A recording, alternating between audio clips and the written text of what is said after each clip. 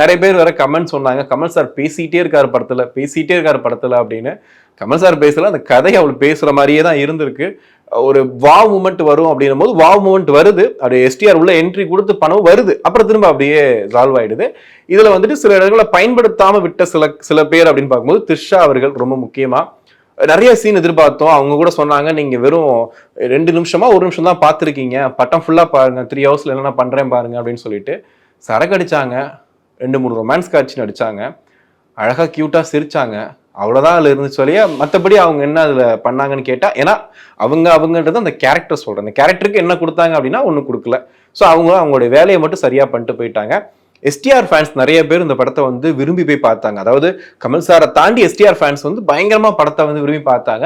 அவங்களுக்கு சாட்டிஸ்ஃபைடு அப்படின்னா அவங்களுக்கும் ஒரு மிக்சடா தான் இருந்திருக்கு. அதாவது ஃபர்ஸ்ட் ஸ்டார்டிங்ல வாவ் சூப்பர் நைஸ், அப்புறம் அப்படியே என்னடா இது, கடைசியில் செக்கச்சந்த வானம்ல எப்படி வந்துட்டு எஸ்டிஆர் அப்படி மாசா காட்டிட்டே போயிட்டு கடைசியில மாசாவே கொலை பண்ணிடுவாங்க. அதே மாதிரி இதுலயும் மாசா காட்டிட்டு லாஸ்டா வந்து சம்பவம் பண்ணிடுறாங்க.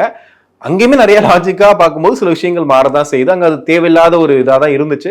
பட் ஓகே, அது வந்து அவங்களுடைய கதை பண்ணியிருக்காங்க ஓகே. பட் அது வந்து கொஞ்சம் ஒட்டலை. எஸ்டிஆர் அப்படியே பார்த்துட்டு அப்படியே கொண்டு வந்துட்டு அப்படியே கத்தி மாதிரி இருக்காப்ல, அப்படி சூப்பரா பண்ணிட்டு இருக்க ஒருத்தரை கொண்டு வந்து லாஸ்டா வந்து முடிச்சது வந்து கொஞ்சம் வந்து கஷ்டமா இருந்துச்சு.